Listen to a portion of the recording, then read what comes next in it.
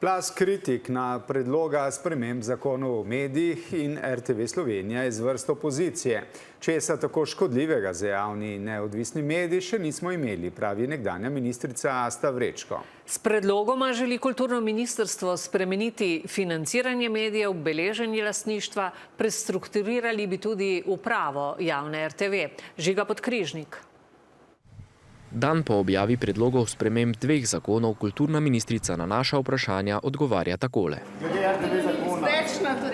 Oziroma, kot so nam pozneje sporočili, bodo zadevo komentirali prihodnji teden. Precej glasnejši so bili v opozicijskih strankah. To, kar gledamo, je po učbeniku Orbana samo še bolj zaostreno. In katere spremembe predlaga ministrstvo? V razvid medijev se ne bo treba več vpisati pravnim osebam, ki so dejanski lastniki. Nihče ne bo vedel, kdo stoji za to tovarno laži. Nevladne organizacije v medijih ne bodo več upravičene do denarja, sredstva bo ministrstvo usmerilo neposredno v vsebine, ki so v javnem interesu. Želijo ob tem finančno izčrpati ostale medije, po drugi strani pa omogočiti financiranje tistih medijev, ki jih vodijo v preteklosti že obsojeni odgovorni uredniki.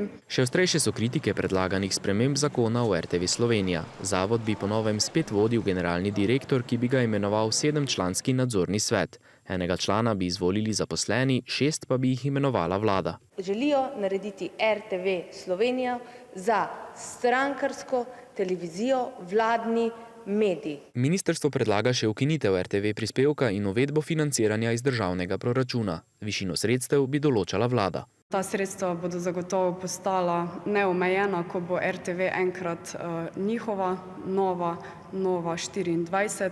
Tudi predsednica uprave radiotelevizije Natalija Gorščak meni, da bo s tem vpliv politike na zavod le še večji. V izjavi je zapisala, da RTV Slovenija ni medij vlade, opozicije ali katerekoli politične stranke, je javni medij vseh.